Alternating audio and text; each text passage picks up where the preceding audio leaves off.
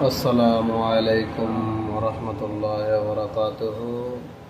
পরম করুণাময় আল্লাহর নামে শুরু করছি। প্রিয় মুসলমান ভাই বোনেরা, পুরা মানব জাতি আল্লাহ পাক যে জন্য সৃষ্টি করেছেন, সে আল্লাহ পাকের দরবারে আমরা কতটুকু শুকরিয়া আদায় করতে পারি, সেটা হলো মূল প্রশ্ন।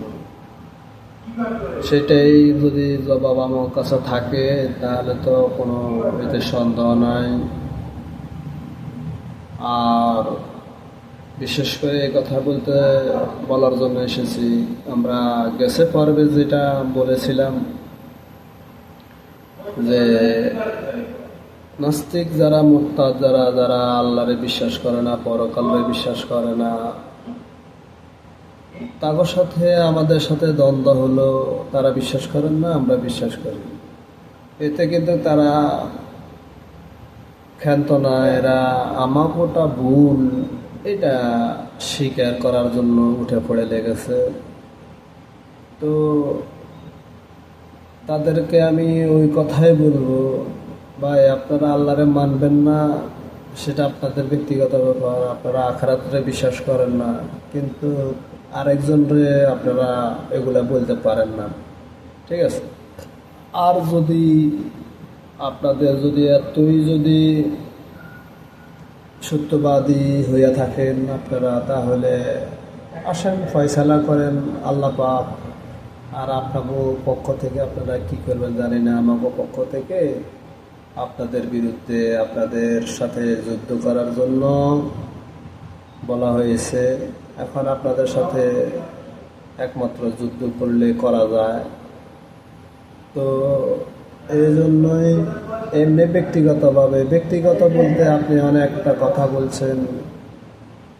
অঘোষিতভাবে আপনারা হত্যা করা, আপনারা যেখানে পাবেন সেখানে হত্যা করা, এটা ইসলামের কাম্য নয়।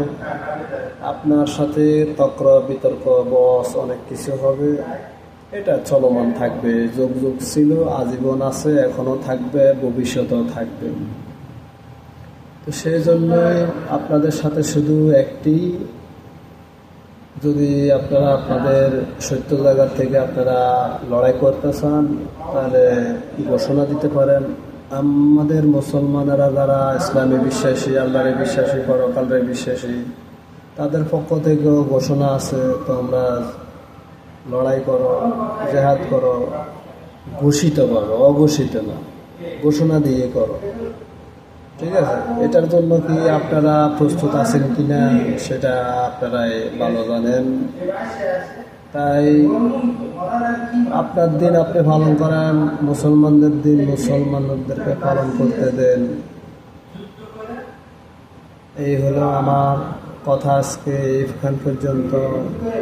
পরবর্তীতে আল্লাহ পাকে যদি আমারে গায়বী এলেম দান করেন, তাহলে আমি পরবর্তীতে আপনাদেরকে আমি জানাতে পারবো ইনশাআল্লাহ।